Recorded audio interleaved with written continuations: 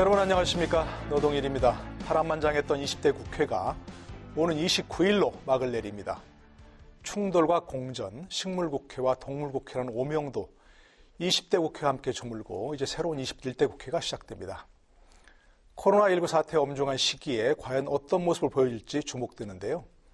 국민에게 희망을 주는 국회, 우리 정치가 가야 할 길에 관해 20대 국회를 떠나는 두 분의 여야 중진의원 모시고 깊이 있게 토론해 보겠습니다.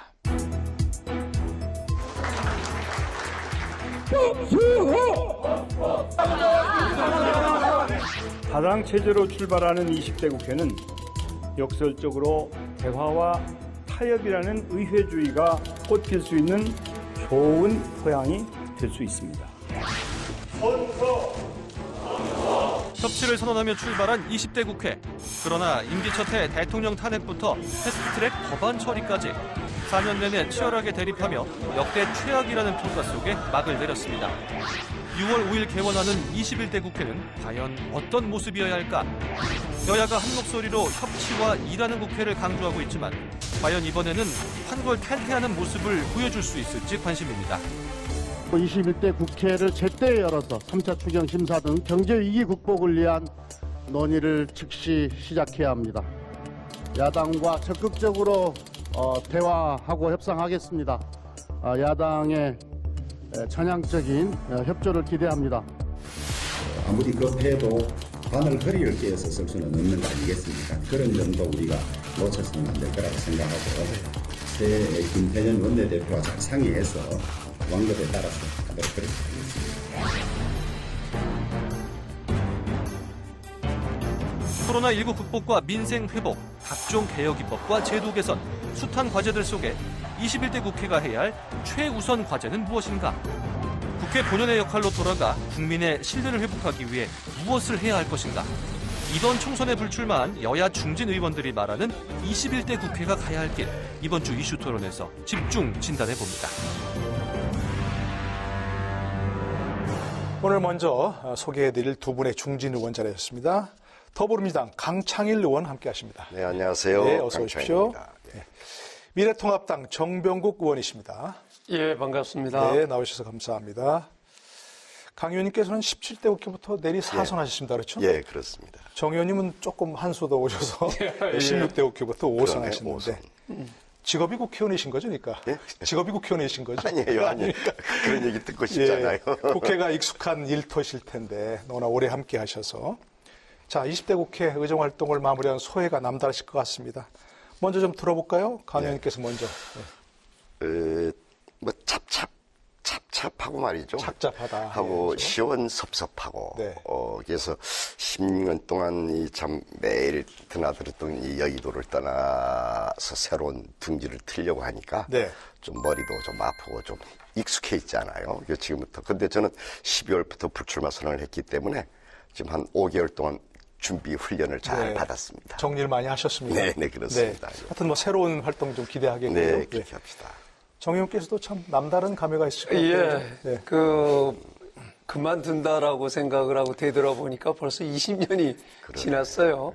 그리고 제 인생에 있어서 가장 중요한 시기를 국회에서 다 보냈다 그렇죠. 하는 생각이고, 그런데 이 되돌아보니까 이제 그만두는 시점에서 남는 거는 회한하고 반성밖에 남는 게 없는 것 같아요. 반성. 네. 나름대로 내가 지난 20년 동안 무슨 일을 해왔는가 좀 되새겨 보기도 하고 했는데 지금 그만두는 시점에서는 제일 많이 남는 게 반성, 네. 회한, 아쉬움 그렇습니다. 그래도 하여튼 뭐 16년, 20년 이렇게 인생의 황금기를 이렇게 보내셨는데 그래도 불출마하기는 쉽지 않으셨을 거예요. 예, 불출마하시긴 동기가 뭔지 그리고 앞으로 또 행보는 어떤 계획을 하고 계신지. 참 그런 결단 내리기 우리 불교에서는 번뇌라고 하는데 참 힘들었어요. 저는 식물국회를 맞이하면서 한 1년 정도 막 고민을 많이 했어요. 네. 특히 원혜영 의원, 저희 친구인데 절친인데 대학교 때부터. 1년 전부터? 예. 이게 작년 1월부터 우리가 이게 뭐 세비 받아먹기 위해서 국회의원 하는 거 아니냐. 부끄러워서 자괴감 때문에 거의 잠을 못 잤어요. 그래서 저는 20대 들어와서 배지를 달아본 적이 없어요. 어디 가서 또 그래서 자꾸 모자 쓰고 다니고 얼굴이 부끄러워서 말이죠. 그리고 이렇게 무능란 식물국회 되면서 이 뭡니까 책임감과 함께 무력감을 느껴요. 야, 네. 이 중진 의원인데 이게 이런 거 하나 참 잘 정리 못하고 이게 그래서 불쏘시가 되자. 아마 우리 정 의원님도 비슷한 생각이었을 텐데 떠나면서 저는 이제 이 다양한 세대가 전문가들이 와야 된다는 생각이에요. 여기에 30, 40대가 많이 들어와야 된다. 근데 우리는 말은 목걸이 돼버렸어요. 50대가 아주 뭐 60% 이상 70%를 차지하고 있잖아요. 그렇죠. 이게 잘못됐다. 이게 다양한 민의 전당이 되려면 다양한 세대가 들어와야 될 거 아닙니까? 그 의견을 대변해 줘야 되는데 또 하나는 이 문화가 달라요. 살아가는 문화가. 저희들은 또 IT 세대도 아니고 우리 정 의원님은 IT 세대죠. 근데 지금 AI 시대거든요. 30대는, 30대는. 이런 5G 시대, 뭐 이런 때에 왜 30, 40대가 오지 않느냐. 그래서 불쏘시기란 말은 저희들이 불출마하게 되면은 원행 의원이나 저 같은 경우는 지역에서 좀 지역구가 탄탄하다는 이 말을 듣는 의원이 있거든요. 그러니까요. 특히 네. 다선 의원 중에서도 불출마기면 덩달아서 많이들 불출마해 줄 줄 알았는데 네. 완전히 사기당한 기분이에요. 여기서 저 농담으로 편의장에서 야, 당신들 좀 불출마하라, 불출마. 네. 막 이러신 농담하고 있는데 그래도 화두는 던졌다고 생각합니다. 어떻습니까? 뭐 불출마하시면서 쉽지 않으셨죠? 예. 결단을 내리시기가. 뭐 저도 우리 강창일 의원님하고 비슷한 생각인데요. 늘상 제가 정치를 하면서 마무리를 어떻게 어느 시점에서 해야 되는가. 그리고 이 보면은 선배 정치인들을 보면 정말 우리 본받을 점도 있는 분들이 있지만 네. 야 저렇게 정치를 해서는 안 되겠다. 또 저렇게 마무리를 해서는 안 되겠다 하는 경우도 많이 보면서 많이 고민들을 해왔는데요. 네. 그러면서 이번에는 꼭 내가 처음부터 준비를 하면서 이번 국회에 그만둬야 되겠다라는 생각은 그렇게 준비하고 오지는 않았어요. 처음부터 그러셨던 거 아니고. 예. 이제 그동안 이제 그러면서 여러 가지 우리 보수 진영의 정치적 행태의 문제점이라든가 이런 부분들을 어떻게 좀 더 바꾸고 네. 개혁할 것인가. 저는 국회에 들어와서 나름대로 처음부터 개혁의 화두를 손에서 놓은 적이 없고 네. 오선인 시점까지도 언론에서 원조 소장파라는 얘기를 듣고 뭐 남원정 개혁의 아이콘 남원정 네. 그러니까요. 이런 소리도 들었습니다마는 나름대로 뭐 많은 것을 바꿨지만 근본적으로 이 정치판이 이렇게 국민으로부터 신뢰받지 못하는 정치판이 되게끔 한 데에는 근본적인 문제를 해결하지 못했다. 네. 소위 말하는 패거리 패권 정치의 맞습니다. 고리를 끊지 못했다. 이 부분을 한 번 더 하면 21대 국회에서는 한번 그동안 우리가 준비해왔던 것들 역량을 발휘를 해서 바꿔보자 이런 생각을 좀 가졌어요. 그런데 당장 3당 통합을 제가 주도를 하고 그리고 나서 공천 심사를 하는 데에 그 공천 심사 기준 중에 그래도 개혁적이라고 만들어 놨던 것 중에 다선 배제라고 하는 원칙이 있더라고요. 미래통합당의 공천 원칙 중에. 근데 그게 그 화살이 저한테 오는 거예요. 근데 과거에 제가 개혁을 할 때 보면 모두가 개혁은 당연히 돼야 된다라고 얘기를 하지만 막상 그 개혁의 칼이 나한테 되돌아오게 되면 그 개혁은 잘못됐다. 나는 아니다. 나는 빼놓고. 이런 얘기들을 숱하게 많이 들었기 때문에 이 시점에서 내가 어떤 선택을 해야 되는가는 고민을 하게 됐고 그게 아무리 잘 됐든 잘못됐든 그 기준이 그 원칙이라고 하면 내가 그걸 피할 수가 없다. 앞장서야 한다. 그걸 그대로 받아들여야 된다라고 하는 생각을 가지고 받아들이게 됐고요. 그러다 보니까 이제 많이 회한도 생기고 반성도 하게 되고 그런 것 같습니다. 불출마하셨는데 솔직히 총선 결과 보고 다 놀라셨죠? 혹시 너무 이렇게 어떻습니까? 이렇게 민주당 정말 압승, 통합당 참패 이런 결과 좀 어떻게 예상하셨는지 아니면 또 이런 이유가 뭔지 좀 보셨습니까? 우선은 저는 그렇게 크게 놀라지는 않았고요. 그렇습니까? 그런데 이렇게까지는 생각을 안 했어요. 네. 한 170석 정도 합쳐서 100석 근접하네요. 네. 근접해요. 그중 얻을 것이다. 영광이가 좀 죄송한 얘기인데 야권이 너무 분열돼 있고 국민한테 뭐 보여주지를 못했어요. 저런 정도면은 이거 우리가 근데 단나 코로나 19 이 문제가 어떻게 작용할까 이게 되게 걱정이었어요. 예, 그거 이외에는 걱정이 없었어요. 그런데 코로나19 사태도 우리한테 결과적으로 긍정적으로 작용한 예, 긍정적으로 작용을 했어요. 그래서 하고 저는 이제 좀 이런 얘기를 합니다. 보수진보, 옛날에는 보수진보 이런 얘기 쓰기가 좀 거북했는데, 좌냐, 우냐, 이런 일이 있었는데, 요즘 보수진보가 정치 용어로서 고착화됐어요. 좀 새도 두 날개에 있어야 난다고 하지 않습니까? 그래서 이 진보뿐만 아니라 보수도 어느 정도 균형을 맞춰줘야 되는데, 이 나라를 위해서 결코 저는 좋지 않다고 생각을 합니다. 그래서 140대 160이라든지 이 정도 돼야지 이거는 대한민국의 정치 발전을 위해서 또 대한민국 사회 발전에서 결코 바람직한 게 아니다. 그리고 너무 많이 얻으니까 걱정이 태산 같습니다. 왜냐면 아니 오만할 수가 있고 이렇게 늘 국민은 이제 칠 수 있거든요. 말 한마디 옛날과 똑같은 얘기해도 이제 용서를 안 해줍니다. 그리고 모든 국가의 모든 이 다음에 되는 것에 대해 전부 책임을 져야 돼. 그래서 참 불안하고요. 그래서 후배 의원님들한테 또 이 정부한테 참 너희들 조심해야 됩니다. 이런 얘기를 하고 부분 나중에 있습니다. 또 한번 구체적으로 좀 네. 당부를 해주시고요. 조금 그래도 놀라셨죠? 이렇게까지라고 하는 정도로. 저는 이길 거라고 생각하지를 못했어요. 그렇습니까? 우리 네. 그 당에서는 이긴다라는 초반에는 네. 그런 분위기였는데 그 실체를 깨닫기 시작을 점점 하더라고요.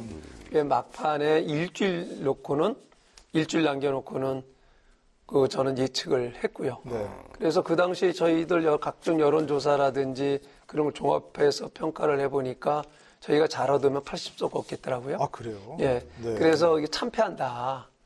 라는 그 얘기를 했는데 네. 일부는 받아들이고 일부는 전혀 받아들이지 않더라고요. 근데 그거는 말씀하신 대로 근본적으로 지난 4년의 정치, 특히 20대 국회를 되돌아보면 네. 보수 정당에서는 탄핵 이후에 대안 없는 이 탄핵을 우리가 왜 당했는지 하는 부분에 대한 깊이 있는 반성, 진단 없이 그대로 그것을 항변하는 것으로 일관을 했던 네. 거예요.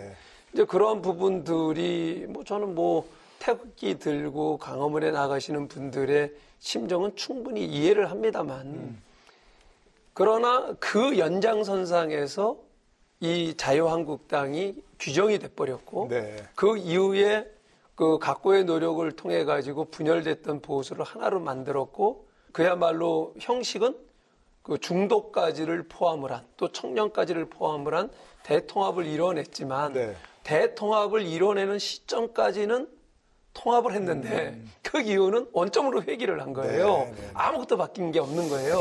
그러니까 국민들에게는 결국은 통합의 의미도 전달이 안 됐고 결국은 광화문의 태극기 부대의 연장선상에서 미래통합당을 보게 되면서 그 모습이 그대로 투사가 그렇죠. 됐다. 그대로 투사가 되면서 지금 정부 여당이 국민들을 만나서 얘기 들어보면은 많은 걱정들을 하고 비판들을 많이 해요. 예. 특히 이제 시장에 가서 자영업을 하시는 분들의 말씀을 들어보면 심각하거든요. 네. 근데 이제 우리 보수 진영에서 그 면만 본 것 같아요.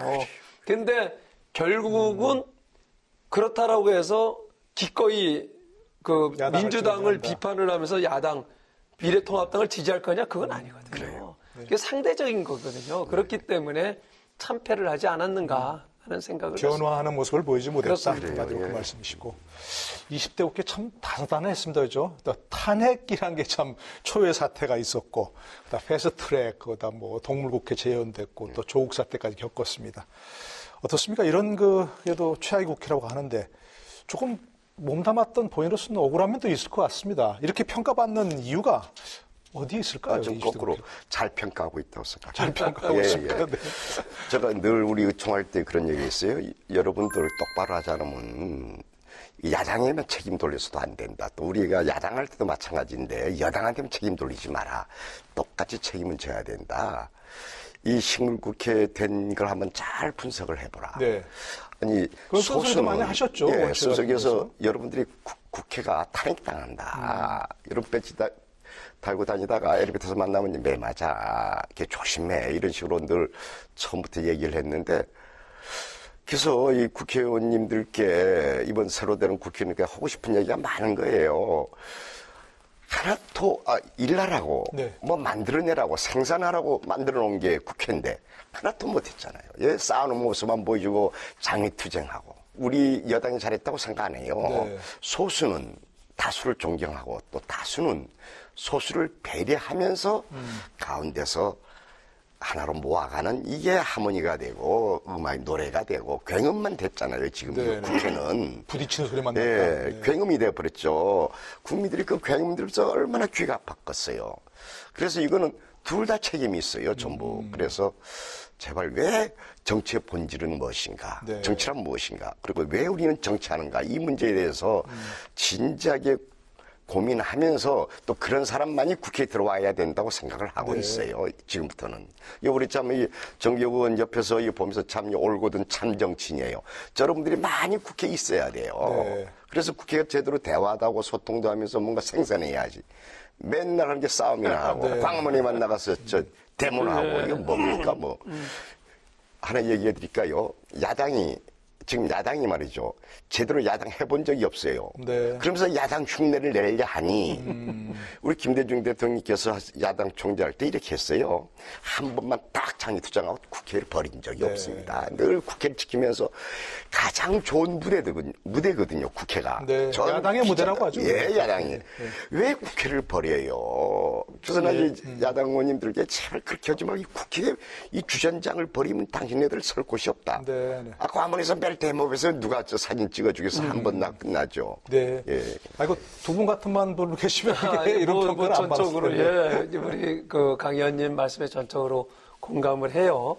20대 국회를 되돌아보면 제가 5번 국회를 하면서 가장 최악의 국회가 아니었는가. 거의 정치가 실종이 된 국회였죠. 네, 여전히 이렇게 평가하시니까. 네, 네. 기본적으로 제가 한때는 저도 그래서 이 정말 이 5선이나 된 입장에서 정치판이 이대로 돌아가는 거를 어떻게 내 힘으로 바꿀 수가 없으니까 무기력감을 느끼면서 네, 자괴감이 들고 내가 더 뺐지 한 번 더 다는 게 무슨 의미가 있는가 이런 생각을 한 적도 있어요. 그랬다가 다시 한번 바꿔보자라고 했던 것은 그 통합을 제가 주도를 하면서 가능성도 또 있겠다라는 생각이 들었었는데 이런 겁니다. 우리 강 의원님 지적해 주셨다시피 과거에 우리가 여당일 때 그렇게 지금 여당이 야당을 할 당시에 거리로 나가고 피켓팅하고 또 국회를 보이콧하고 하는 거 비판했거든요. 그렇죠. 그런데 야당으로 바뀌자마자 첫 번째 국회를 나갔는데 피켓팅을 하더라고요. 네. 그래서 어떻게 이렇게 욕을 하면서 그대로 배우느냐. 근데 더 해요. 근데 우리 강 의원님 말씀하신 대로 야당답게 싸울 줄도 몰라요. 그러면서 그 대안 없는 싸움을 하는 걸 보면서 참 안타깝다라는 생각이 들었고요. 저는 그렇게 여든 야든 국회에 들어왔으면은 국회의원으로서 헌법기관으로서의 그 역할을 하라는 거죠. 만약에 국회에 들어와서 회의를 보이콧하고 피켓팅하고 또 거리로 나가려고 하면 또 단식을 하려고 하면 시민단체를 하면 돼요. 그럼 왜 국회에 왜 들어와요? 국회에 들어와서 당연히 국민들의 판단에 의해서 지금 현재 여당에게 177석을 줬고 우리 그 야당한테 103석을 줬어요. 다 합치면은 뭐 위성정당까지 다 합치면 이렇게 되는데 그러면 국민들이 판단한 겁니다.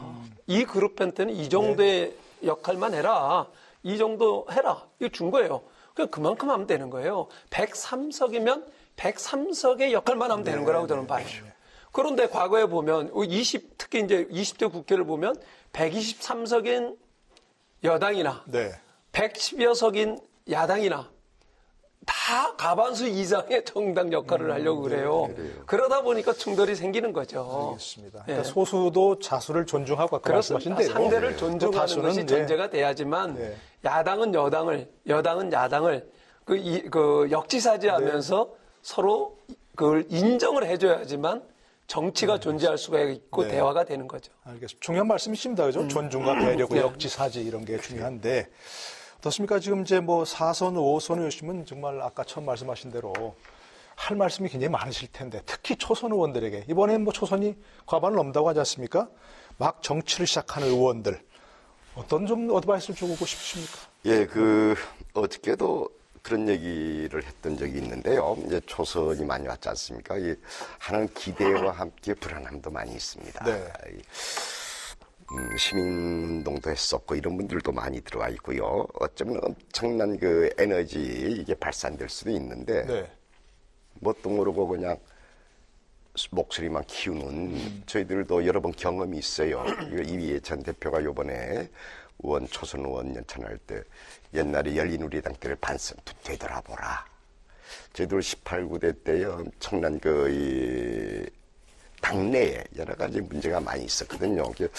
이 초선 의원님들 좀 자중자애하면서 왜 내가 정치하는 그 본질의 문제를 좀 고민하면서 그리고 우리 국회의원님 무슨 저런 권력이라고 생각 한 번도 없어요. 네. 그런데 주로 왜 정치하겠냐? 이거 권력으로 알아요. 뭐 특권 계급으로 알고 있고, 뭐 유명해지는 거 하나 있습니다. 그런데 저처럼 부끄럼 타서 유명해지고 아는 사람도 있고, 부끄러워 유명해지고 싶잖아요. 그래서 이 마스크 쓰고 다니고 모자 쓰고 다니는데, 네. 이 자유가, 개인의 자유가 없어지잖아요. 그런 건데, 유명해지고 싶고, 권력이라고 생각하는, 그런 생각 가지고 정치했다면 실패합니다. 권력이 아니다. 예. 봉사하는 자리가 완전히 헌신과 봉사. 저는 그렇게 생각을 했어요. 이거는 뭐, 옛날에 이 노래방도 갔던데 국회의원 된다면 노래방도 먹고 다니겠어요. 예, 그런 좌전이 왜 정치를 하는지 그리고 어떻게 정치를 해야 될 것인지 근본적인 문제에 대해서 자기 확신이 있어야 되는데 과연 있는지 좀 네. 궁금합니다. 저는 오히려 또 기대가 큰 거는 네. 지금 뭐 3, 4선 이분들이 정치공학에 좀 3, 4선 기분 나쁠는지 모르겠는데 이거 들으면서 네. 정치공학이 아주 뛰어난 분들이에요. 이건 공학 테크닉이에요. 정치 테크닉. 이거 가지고만은 정치 안 되는 거예요. 오히려 지금 초선 재선 의원님들은 그 본질의 문제에서 충실하면서 호랑이라고 하는 국민이라고 하는 호랑이 등에 타입되는 기분으로 하지 않으면은 오래 기계는 있어야 되지만 겸손해야 하고 네. 봉사하는 자리다. 네. 저도 뭐 강 의원님 말씀에 전적으로 많이 공감을 하면서 이런 말씀을 드리고 싶어요. 우선 의원님들이 독립된 헌법기관이다. 헌법에서 보장된 이것을 명심을 했으면 우선 좋겠다 하는 거고요. 그렇게 되려고 하면 누구에 의해서 휘둘리면 안 된다. 네. 눈치를 봐서도 안 된다 하는 거고요. 소신. 네, 그래서 원칙 있는 소신을 꼭 견지를 해라. 네. 그런데 원칙 있는 소신을 갖기 위해서 그냥 되는 거 아니거든요. 지금 들어오신 몇몇들 다 훌륭하신 분들이 들어옵니다. 다 어떠한 분야에서 일가를 이루신 분들이 국회에 들어오시는 거예요. 그런데 국회만 들어가면 왜 똑같은 놈들이 되느냐 이제 이렇게 막말들을 네. 듣잖아요. 그 이유가 저는 그 원칙과 소신을 견지하지 못했기 때문에. 근데 원칙과 소신 하루아침에 만들어지는 거 아니거든요. 네. 나름대로 이 국회에 들어오기 전까지 각 분야에서 나름대로 일가를 이루셨다 하더라도 정치라고 하는 것은 다르거든요. 그렇기 때문에 처음 들어오시는 분들은 좀 공부를 하셨으면 좋겠다. 네.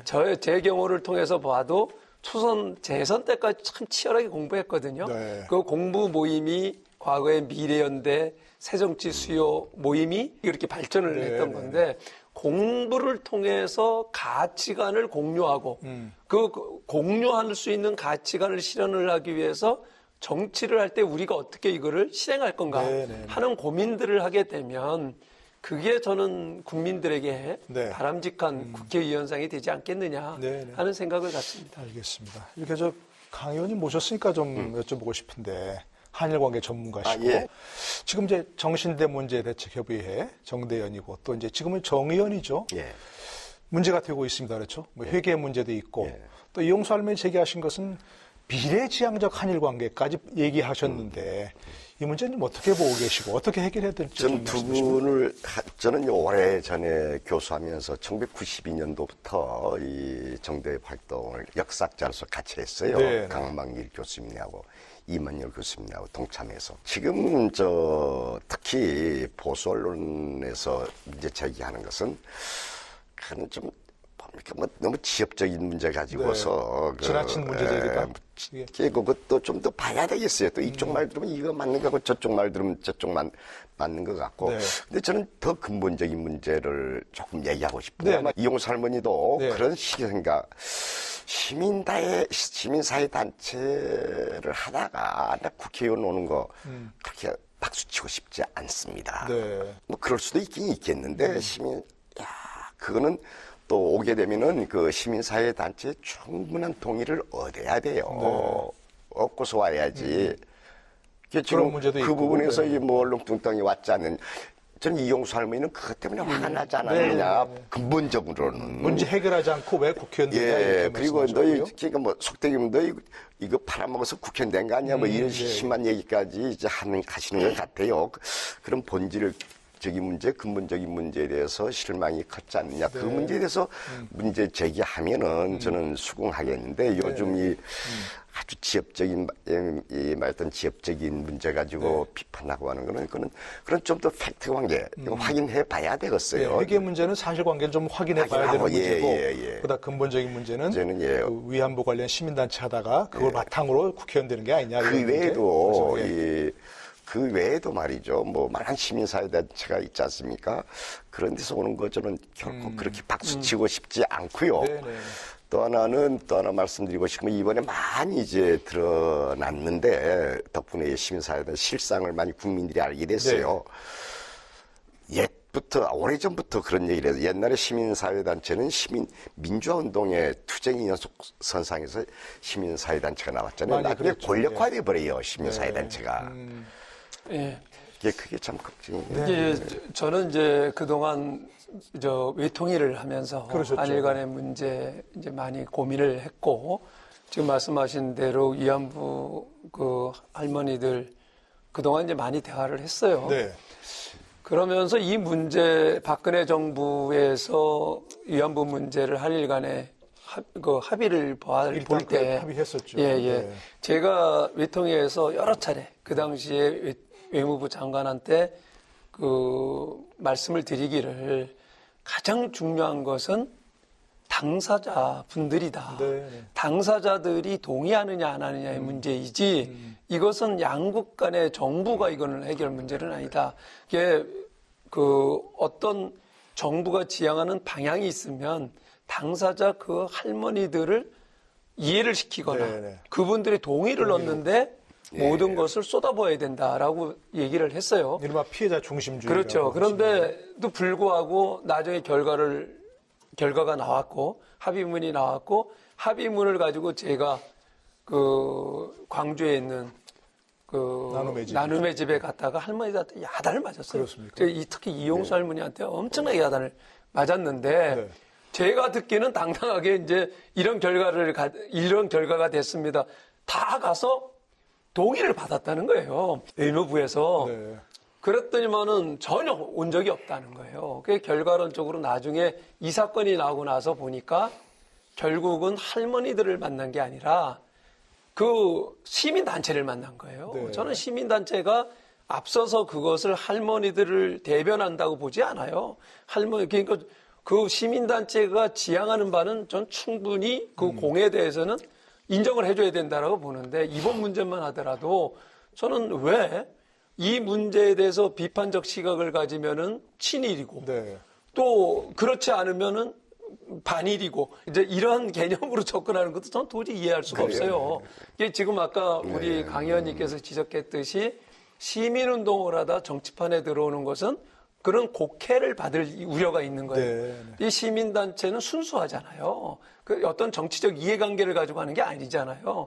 그러다 보니까 이 시민단체가 정치판에 들어오면 어느 정파인가는 소속이 되다 보니까 그동안에 순수하게 해왔던 시민단체의 활동들이 왜곡이 되는 거예요. 곡해가 될 수 있다. 네. 아니, 이 위안부 할머니 문제를 해결하는데 여야가 어디 있고 보수 진보가 어디 있어요. 그렇죠. 네. 다 함께 해야 되는 건데 그동안 그것을 정대협에서 그동안 많은 고생을 하면서 해왔잖아요. 네. 근데 그 한 사람으로 인해 가지고 이 모든 그동안 해왔던 노력들이 다 그 오해를 받는다라고 하는 건 있어서는 안 된다. 다만 그분이 잘못 운영을 했거나 잘못한 부분에 대해서는 여당에서도 냉철하게 그거는 법적인 잣대를 가지고 수사를 해야죠. 수사를 해가지고 잘못된 게 있으면은 잘못된 대로 뭐 이거 책임을 지게끔 해야 되는 게 맞다. 그런데 그것을 정치적 논리를 가지고 친인이니 반인이 이런 프레임을 가지고 접근하는 건 정말 잘못됐다. 그건 이 정치권이 잘못하는 거라고 저는 봐요. 그렇죠. 아까 강 의원께서 시작하신 분도 뭐 그런 거겠죠? 시민단체와 이게 정치권에 들어오면 자칫 오염될 수도 있다는 그런 말씀이시고. 알겠습니다. 지금 이제 국민들이 바라는 건 일 좀 하라 그런 얘기입니다. 그렇죠? 아까도 말씀하셨지만 왜 일 안 하고 밖으로 도는데도 세비 주냐 이렇게 늘 국민들이 비판하고 일하는 국회법 다 함께 참여하셨죠. 발의하셨고 일하는 국회법 이걸 일하는 국회를 실현하려면 뭐가 핵심적입니까? 뭐 정 의원님 먼저 말씀 좀 드려보세요. 그거는 뭐 저는 제도가 일하는 국회를 만든다고 생각하지는 않아요. 그래도 중요하죠. 그러나 그래도 그 규정을 만들어 놔야 그 틀에서 이제 더 이탈하지 못하게끔 할 수 있는 그런 방법론은 되겠는데 지난 20대 국회를 되돌아보면은 막판에 있었던 패스트 트랙 그 처음에 그 정치법 그 개정을 할 때에 선거법 개정을 할 때에 의도는 좋았잖아요. 다당제화 해가지고 그 헌법 불합치 판정을 받은 그 표의 등가성 문제라든가 이런 거를 시정하기 위해서 만들자. 그래서 연동형 제도를 만들었는데 그런 시점에서 출발을 했는데 결과를 놓고 보면 그거를 추진했던 당사자들도 당혹스럽고 결과론적으로 왜곡되어 있고 지금 그런 결과를 가져왔잖아요. 결국은 결과론적으로 보면 제도의 문제가 아니라 그것을 운영하는 사람들의 자세의 문제다. 이렇게 생각을 합니다. 따라서 이제 지난번에 저희들이 불출마 선언을 하고 요번에 출마하지 않는 분들 이제 그때는 이제 저희들이 5선 이상들이 한번 자연스럽게 모였어요. 그래서 모인 자리에서 여야 없이 원혜영 의원님이 이제 먼저 시작을 해가지고 했는데 그래서 모여가지고 우리가 이제 그만두는 입장에서 좀 더 그동안 지탄받던 국회를 새로 세울 수 있는 방법이 뭐 없겠느냐. 논의를 한 것이 공전 없는 국회 만들자. 일하는 국회 만들자. 그리고 도덕적으로 바로선. 이제 윤리위원회를 강화해가지고 한번 만들어보자. 이 의기투합이 됐어요. 다 중요한 거죠. 그래가지고 논의를 해서 한번 이 21대 국회가 출범하기 전에 이 법을 한번 통과시켜서 이걸 두 번 다시 공전 없는 국회 만들어보자. 라고 해서 법안도 제가 이제 대표 발의를 초안을 해가지고 같이 했습니다만은 어제 이제 마지막 국회가 열리는데 결국 그거 통과 못 시키고 하는 게 회안으로 남습니다. 그러나 제가 이 자리에서 21대 국회의원님들께 부탁드리고 싶은 거는 분명히 원구성 협상을 하는데 상당히 진통이 있을 겁니다. 그러나 원구성이 끝나고 나면 바로 첫 번째 1호 법으로 저희가 제안을 한 이 법안들을 통과시키십시오. 그건 왜 그러냐면은 이미 원구성이 됐기 때문에 다음 국회 때부터 그게 적용이 되거든요. 다음 국회는 누가 1등이 될지 모르기 때문에 그래서 이것은 요번에 못한다 하더라도 이번 원구성이 나오고 나서 21대 국회에 합의된 여야 간에 합의된 1호 법으로 일하는 국회, 공전 없는 국회의 법을 아마 통과시킨다라고 하면 국민들로부터 큰 박수를 받지 않겠는가 하는 생각이 최우선 듭니다. 과제다. 그렇습니다. 어떻습니까, 강 의원께서는? 우선은 법이라는 게 그렇죠. 저희들이 동물국회 하다가 이제 이게 안 된다서 이제 선진화법 만들었죠. 법인 게 뭐 그러다가 시행착오를 이제 거치면서 이제 고쳐야 된다. 뭐 이건 제도 시스템의 문제. 그래서 저도 이제 많이 21대 국회의원들께 얘기하겠습니다. 1호 법안을 통과시켜달라. 아주 내용이 가장 시급한 과제인데 구체적인 내용은 어떤 게 중요하다고 보십니까? 복잡해요. 나중에 우리 정병구 여기 다 있는데 뭐 윤리 늘 국회를 열어야 된다. 좌전 이 근본 목적이 일하는 국회가 돼야 된다 이거예요. 그리고 거기에 하자면 뭐 여러 가지 제재도 가하고 그다음에 윤리특위가 있는데 윤리특위 한 번도 제대로 지금 몇십 년 국회의원 몇십 년 동안 국회 몇십 년 해본 적이 없잖아요. 자기 등등. 파리 안으로 이게 상시 국회예요. 격월제로 국회 하는 것도 아니고 상임위도 늘 해야 된다. 이런 국회 만들자 그 머릿속에서 이제 시작된 게 상시 개원하도록. 상시 개원하도록. 구체적으로 그걸로 제가 좀 말씀을 드리면 이런 거예요. 지금 현재 국회는 정기국회가 9월서부터 12월까지 있고요.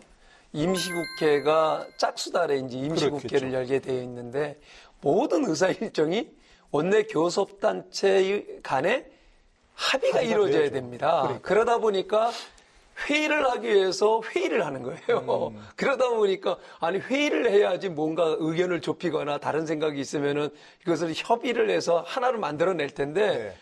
일단은 회의 여는 것 자체가 안 되는 거예요. 그래서 아예 법적으로 규정을 하는 거죠. 네. 임시국회는 그 매월 몇째 주 무슨 요일은 의무적으로 개회를 한다. 학교가 개학하듯이 그렇죠. 이렇게 상임위도 한다고 역시 마찬가지. 네네. 그 소위원회도 마찬가지. 이렇게 해가지고 그 최소한 의사 일정을 가지고 합의 때문에 안 돼가지고 공전하는 것은 네. 막자. 그죠. 이게 이제 이 법의 취지입니다. 네. 근데 국회의원들이 만약 회의에 이제 안 나오면 뭐 세비도 깎고 세비 깎고 그렇죠. 이제 괜찮습니까? 뭐 그런 그런 건? 부분들은 국민들이 판단을 하겠죠. 깎아버리고요. 근데 그 전에 아까 이제 말씀하신 정치 실종, 네. 이 국회가 정치 실종의 식물 국회를 얘기하는 거거든요. 분석해 보면 여러 가지 요인이 있긴 있어요. 네. 뭐 여기서 구체적으로 얘기는 하지 않겠습니다. 그 뭐 개인에 대한 비방이 될 수도 있으니까. 네. 좌지간 식물 국회 때문에 손가락 기르는데 지난 5개월 말이죠. 이거 봅니다. 지난 5개월 동안 이 몇십 년 동안 못 봐봤던 정치 국회의 민낯을 국민은 점아봤어요. 네. 그게 패스트트랙이에요. 네. 저도 깜짝깜짝 놀라는 게 말이죠. 그 패스트트랙에 서로 소통하지 않고 이렇게 밀어붙이기로만 된 것도 여당의 책임도 있어요. 네. 그건 이 뭡니까 리더십의 문제, 대화 소통 부족했지 않느냐. 또 그걸 무조건 반대, 대화도 거부하면서 그래서 장애를 간 야당에도 책임이 있다고 생각을 하고요. 모든 싸움은 양쪽에 책임 있는 거 아니겠습니까? 그런데 나 꼼수 정치 말이죠. 야, 놀랬어요. 네. 자, 패스트트랙이 됐어요. 그러다가 어떤 묘한 사람이 묘하게 이 아이디어를 낸 거 아닙니까? 그 위성정당. 네. 선거법 통과되고 나서. 예. 네. 이건 전혀 예측을 못한 거예요. 이건 뭐 정의당도 생각을 못했고 저희도 네. 전혀 생각했는데 법을 잘 읽어봐서 이런 꼼수를 시작한 거예요. 국민도 다 알죠. 만들 때부터 사실은 통합당에서는 위성정당 나온다고 그랬다는데. 아니, 실질적으로 그랬죠. 그 나왔는데 얘기를 했는데, 큰 이슈가 현실적으로 됐죠. 진짜 이 현실이 될지는, 아무도 예측을 못했죠. 아니, 근데 그랬지만, 민주당은 왜 따라왔어요? 그래서 그것도 얘기하려고 그래요. 그래서 이제 패스트트랙에서 그래서 이제 실제로는 긴가민가 하는데 실제로 가더라고요. 네. 아니 지금 5개월 동안에 국민들이 깜짝 놀란 거예요. 이야 이런 묘수도 있구나. 그럼 묘수라고 생각하는데 꼼수예요. 국민들이 보기에는. 네. 그 다음에는 또 저희 당도 말이죠. 이거 뭐 당 놓치지 못하니까 위성정당을 만들어 버렸어요. 네. 그것도 잘못입니다. 남이 도둑질하니까 똑같이 나 도둑을 막겠다는 이 논리가 잘못된 거 아닙니까? 그래서 제가 심하게 비판을 했어요. 저는 본래 이 만년 비주류입니다. 우리 당 내에서 만년 비주류 쓴소리를 많이 하는 편인데. 하시다가 좀 그만하라는 말도 들으셨잖아요. 그것도 있고 이것도 아주 공개적으로 기자들 앞에서 이거 안 된다. 이런 꼼수 정치 안 된다. 정치하는 사람 말이죠. 명분을 찾는 사람이 있고 실리를 찾는 사람이 있어요. 근데 명분도 우리는 중시해야 됩니다. 그렇죠, 중요하죠. 만일에 저는 거꾸로 패스트트랙 때문에 표만이 얻은가 좀 그렇게 생각하지 않습니다. 네. 저는 오히려 패스트트랙 위성정당 안 했으면은 200석 얻었어요. 저희 입장에서도 마찬가지예요. 저도 처음서부터 그건 말이 안 된다라고 얘기를 했는데 결국은 위성정당을 만들더라고요. 위성정당 반대하셨습니다. 처음부터 반대를 했고 네. 그런데 결과론적으로 저희 야당이 패인 중에 하나가 저는 그 위성정당을 만든 것도 하나의 패인 중에 하나다. 이제 그런 연장선상에서 그게 원칙을 지키지 못한 거죠. 이게 원칙을 지키지 못하는 사람들한테 뭐를 기대를 하겠어요. 그래요. 여든 야든 마찬가지라고 저는 봐요. 그러니까 정도로 가야 한다. 그런 말씀입니다. 21대 국회도 잘. 장판이래도 그렇게 하면 안 되는 거예요, 정치. 근데 아까 이제 180석 너무 무겁다 이렇게 말씀하셨습니다. 근데 일부에서는 개헌 빼고는 뭐든지 다 할 수 있으니까 여당이 개혁 문제, 검찰개혁, 대북정책 이런 것들 다 밀어붙이지 않겠냐 이렇게 얘기하고 있는데 어떻게 전망하십니까? 큰일 납니다. 그렇게 하면 안 된다. 이제는 아까 정 의원님께서 정도를 가야 돼요. 힘 좀 있다고 마음대로 그게 망하는 길이에요. 네. 그러니까 함정입니다. 그래서 지금이야말로 정말 조심해야 될 때다. 네. 국민이라고는 호랑이 등 위에 타 있는 거지 뭐 국회라는 등 위에 타 있지 않아요. 이 절대 우리 당에서 밀어붙이려는 생각 털끝만큼도 하지 마시라. 네. 그래도 이해찬 대표께서는 계속해서 열린우리당 예를 드시면서 그렇죠. 조심하자 이렇게 조심해야죠. 하셨습니다. 예. 경험이 있죠. 이해찬 네. 대표 뭐 열린우리당도 쭉 봐왔지 않습니까? 네. 그때 얼마나 오만했어요. 또 우리 한나라당도 그때 위성정당 서청원 얻으면 위성정당 아니고 뭡니까? 그렇죠. 친박연대 이런 친박연대. 데까지 되면서. 네. 그래서 그때 한 170석 돼 있죠. 그렇죠. 170까지는 안 갔고요. 160몇 석. 좀 가반수 넘겼죠. 역시 어떤 경우든 의석 믿고 밀어붙이면 안 된다. 이거 오만해지죠. 오만해지면 안 모든 인간이 네. 정치인이 저는 인간이. 그래서 정말 그리고 우리는 지금 욕먹는 일밖에 없어요. 네. 우리 당은 지금 꼭 조심해야 된다는 말씀이신 거죠. 이게 욕만 먹어야 돼. 네. 근데 그런 것까지 오게 되면 폭망합니다. 네. 폭망한다. 네. 근데 제1야당은 이제 103석이니까 네. 사실 뭐 비슷해야 뭐 투쟁도 하고 이랬을 텐데 뭐 여당이 혹시 이제 이렇게 뭐 강 의원님께서 이렇게 조심해야 한다 말씀하셨지만 앞으로 맞서는 뭐 정책이 있을 거 아니겠어요, 여야. 그럴 때 저는 뭐 야당은 어떤 좀 태도를 취해야 된다고 지금 보십니까? 새로 이제 선출된 우리 지도부한테도 그 말씀을 개별적으로도 이제 말씀을 드리고 했습니다만은 네. 국민이 결정한 구조입니다. 네. 177대 103. 그건 국민의 뜻에 따르는 게 맞는 거고요. 일단 그 의석은 존중해야 된다. 존중해야 되고 그리고 뭐 이제 여당이 해야 될 일은 아무리 소수 정당 숫자적으로 소수라고 하더라도 그것에 대해서 존중해 주는 게 있다라고 하면 뭐 강 의원님 말씀하신 일방으로 가지는 못하겠죠. 그런데 네. 아마 국민들이 또 판단을 할 테니까 저는 야당의 입장에서 우리 미래통합당의 입장에서 103석 역할만 해라.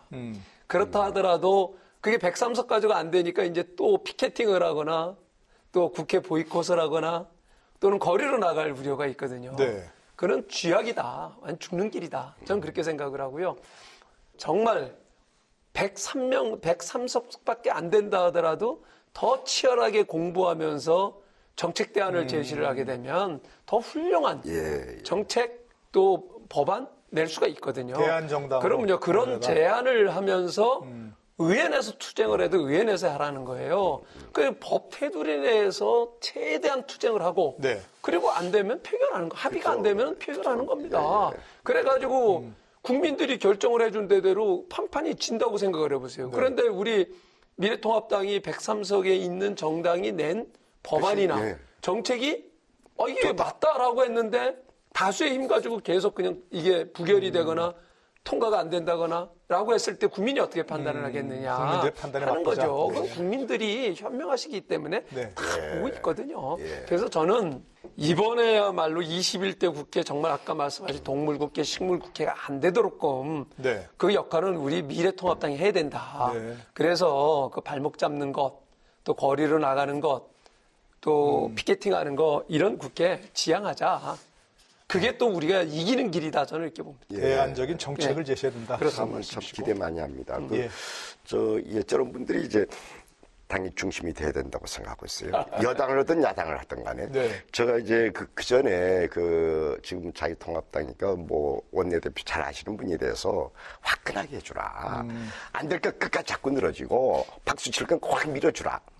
근데 그걸 못 하더라고요. 야당 시절에 말씀하셨던 고리를 걸죠, 고리를. 우리가 이거가 안 야당 되면 원내대표 당연히 할 때. 합의될 수 있는 부분들도 이게 안 해주면 안 해주겠다. 해주고. 이런 식으로 고리를 걸기 뭐 때문에. 연계한다고 그러죠. 그런데 그 고리 거는 법률들이라든가 사안들이 대부분 다 민생하고는 전혀 상관이 없는. 그러니까 그래요. 우리끼리들만의 진영 논리를 가지고 하는 거예요. 그래서 그렇기 때문에 국민들도 욕을 먹는 거죠. 이번에 아주 저는 주호영 의원 저하고 이제 같은 불자가 돼서 네. 이쪽 회장 뭐 이렇게 쭉 같이 했는데 아주 훌륭하신 분이거든요. 네. 이번에 광주 가서 한 모습을 보면서 야당이 달라졌다. 예, 야당이 저렇게 제대로 하면 될것 같습니까, 이렇게? 제대로 야당이 선다. 네, 네. 그럼 이제 책임은 우리한테 돌아오는 거예요. 네. 지금 저는 이 보수도 간단한 보수가 딱 서야 돼요. 네. 이게 나라 발전이 좋기 때문에 주호영 원내대표처럼 저런 식으로 자세 나가면 아마 빠른 시일 내에 이제 우리 보수 진영은 단결되고 통합이 될 것이다. 네. 그럼 이제 책임은 그다음엔 우리한테 온다. 뭐 이런 생각하고 네. 있습니다. 자, 이제 이번 총선 결과를 또 이렇게 놓고 되돌아보면 20대 총선도 이제 민주당이 때 승리했었고요. 대선, 지방선거, 이번 총선까지 이른바 이제 4연승, 4연패 했습니다. 뭐 어디 인터뷰 보니까 그래도 이권자 지형이 근본적으로 변한 건 아니다. 이런 말씀 하시는데 많은 평론가들은 또 유권자 지형이 근본적으로 변화한 걸 몰랐다 이런 얘기 하시던데 어떻게 보십니까? 저는 동의하지 않아요. 동의하지 않으시다. 그 지형이 바뀌었다라고 보지는 않고요. 다만 일단은 우리 정치권이 여든 야든 전반적으로 이 시대의 흐름을 따라가지 못하고 트렌드를 따라가지 못하는데 네. 그중에서 보수 정당이 더 못 따라가는 거죠. 시대 흐름을. 네, 예. 그러다 보니까 이게 과거에 20대였던 사람이 30대가 되는 거고 30대였던 사람이 40대가 되고 50대가 되고 60대가 되고 그런데 뭐 그 세대에 따라서 그 과거에 보수가 지향을 했던 그런 어떤 정책을 무조건 그 지에 찬성한다 이거 아니거든요. 네네. 과거에 보수가 그 금과 옥적 같이 생각했던 안보나 경제 문제, 경제 성장이라고 하는 문제보다는 가치 비중이 바뀌었거든요. 네네. 그런 부분들에 대해 변화를 따라가지 못하기 때문에 그런 얘기를 하는 겁니다. 국민들의 관심사가 바뀌었다. 그렇죠. 국민들이 어디에다 더 가치를 크게 두는가 네. 하는 부분에 대해서 그 변화를 따라가지 못하다 보니 그 과거에 30대였던 40대였던 사람이 60대가 됐는데 네. 이 사람들이 안 바뀌고 있다 이렇게 얘기를 하는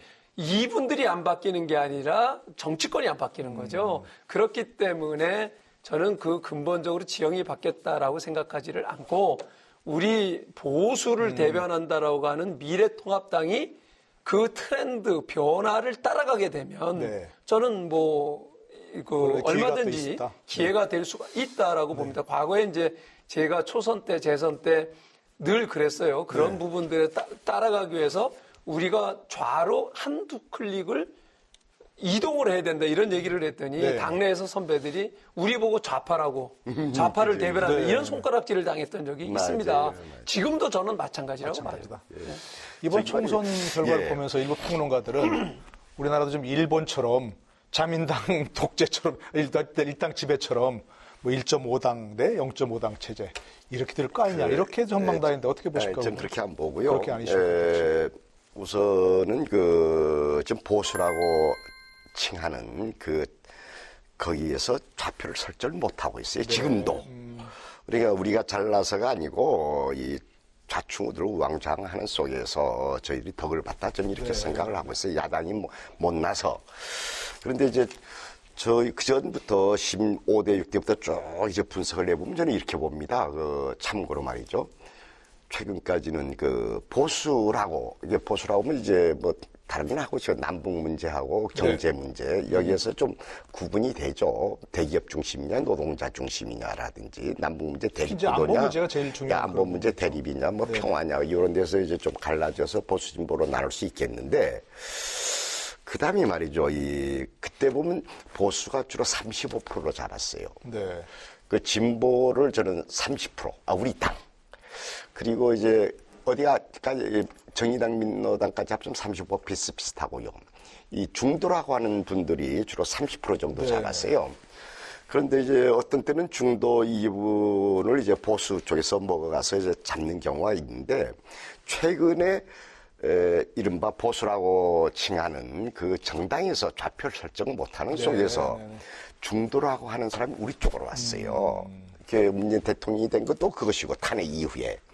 그리고 이번 선거에 계속 이기는 것도 저는 그 때문이라고. 만일에 근데 보수 쪽이 좌표를 잘 설정했으면 그 30%는 우리가 용어로 하면 뿌디브로자라고 하는데 이분들은 우리가 엄하게 사회학적으로는 좀 기회주의자라고도 얘기하는데 자기 판단하는 세력이거든요. 이른바 스윙 보터가 언제든지 바뀔 수 있다는 바뀔 수 있어요.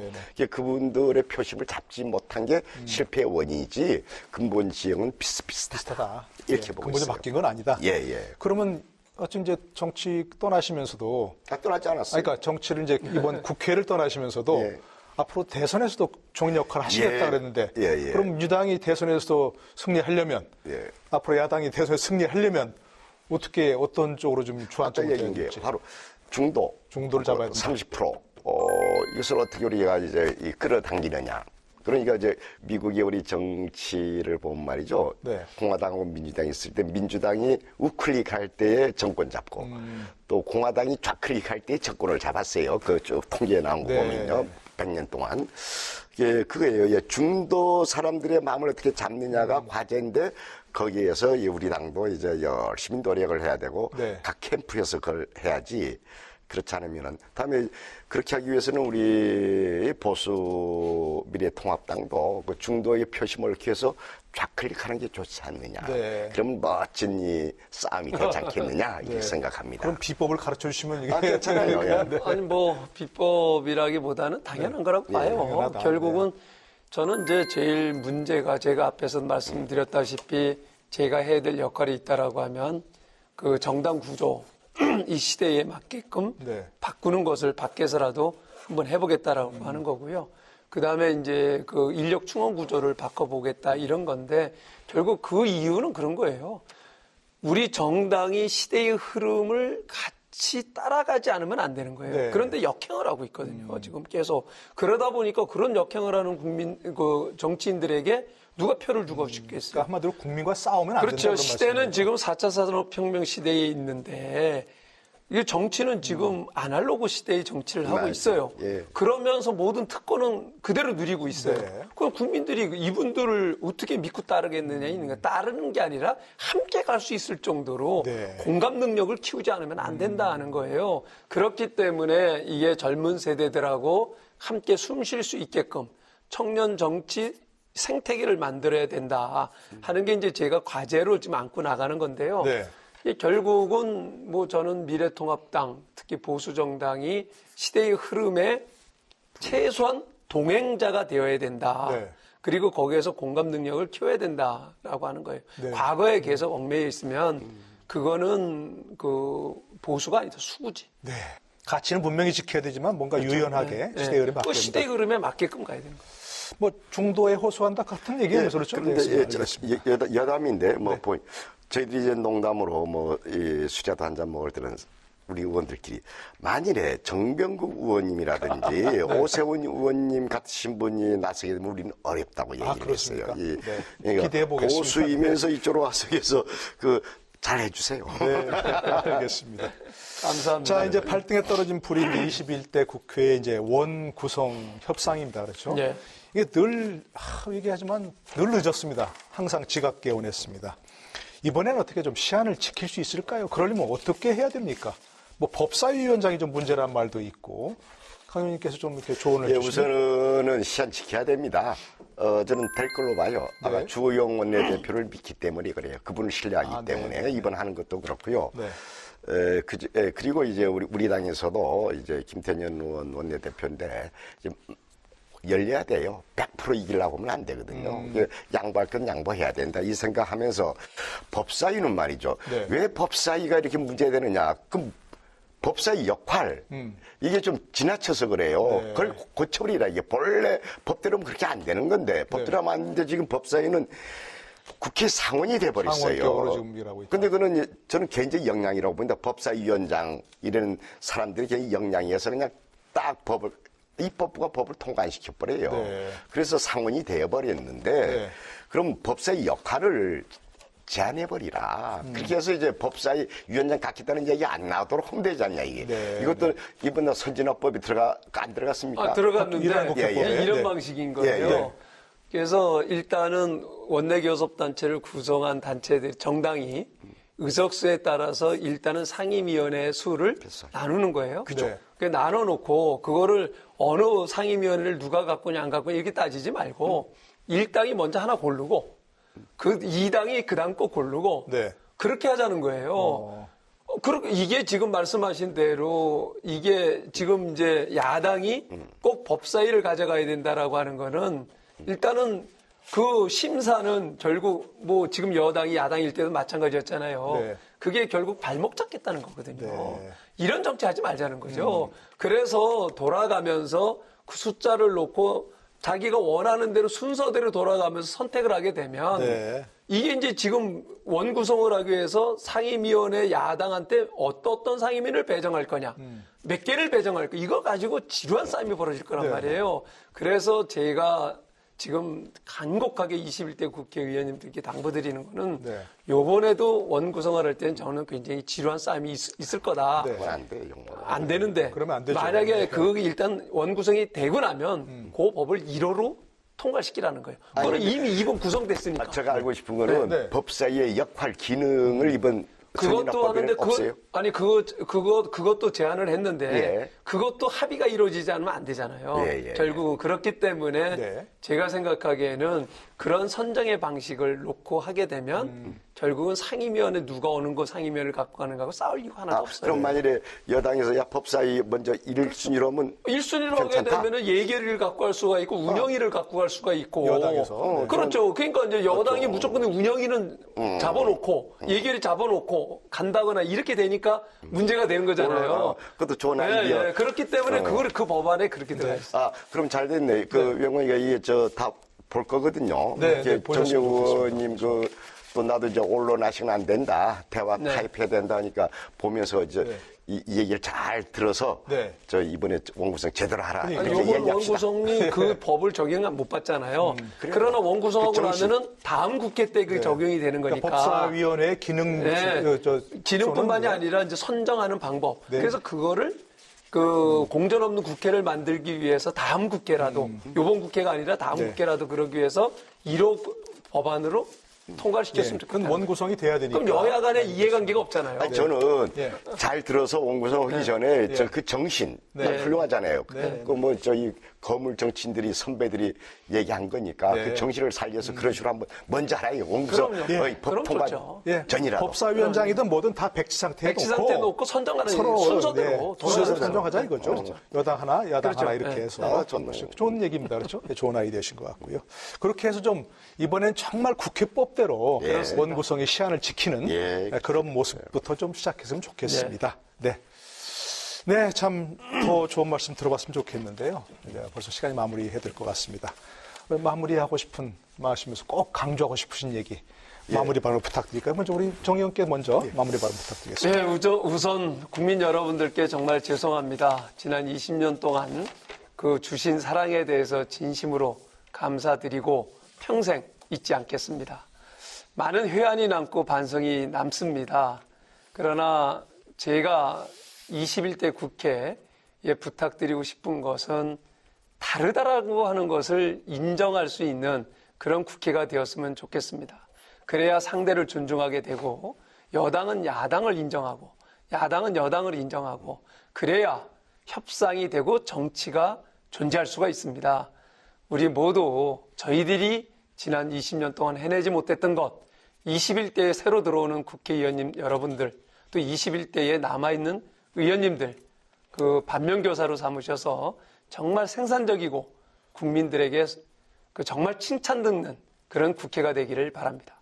감사합니다. 네, 강창일 의원도 마무리 발언 부탁드립니다. 예, 우선은 국민께 죄송합니다. 이 말씀을 드리겠습니다. 이 참 중진 의원으로서 이 제대로 된 국회를 만들지 못하고 그래서 불출마 선언하고 이제 국회를 떠나면서 참 죄송하다. 이 자괴감, 부끄러움 이걸 말씀드리고 싶습니다. 국민 여러분들께서 이 두 눈 부릅뜨고 이 호랑이처럼 이 국회를 보아주십시오. 제대로 안 하면 탄핵시켜 주세요. 제가 늘 얘기해요. 탄핵당한다고. 참 두 눈 부릅뜨고 국회를 보아주시면서 네. 국회가 잘 돼야 대한민국이 잘 되는 거 아니겠습니까? 그래서 참 또 너무 비판만 하지 마시고 이 참 애정을 가지고 참 우리 큰 머슴들, 조그만 머슴들 우리 데리고 산다 이런 기분으로 머슴이라고 생각해 국민주의니까 머슴 일을 잘 시켜주십시오. 예, 저희들도 뭐 비록 국회 현장 떠나지만 또 다른 차원에서 더 큰 정치를 하겠습니다. 예. 잘 주목해 주십시오. 예. 네, 오늘 두 분 말씀 감사드립니다. 수고하셨습니다. 예, 감사합니다. 감사합니다. 네. 수고하세요. 오늘 30일 임기를 시작하는 21대 국회 많은 과제를 안고 출범합니다. 오늘 우리가 무수히 얘기했던 일하는 국회 초석을 반드시 놓아주기를 그리고 공존과 협치의 시대를 열어주기를 기대합니다. 이번이라고 다르겠냐가 아니라 이번엔 달랐다. 이렇게 말할 수 있었으면 참 좋겠습니다. 이슈 토론 저는 다음 주에 다시 찾아뵙겠습니다. 여러분 고맙습니다.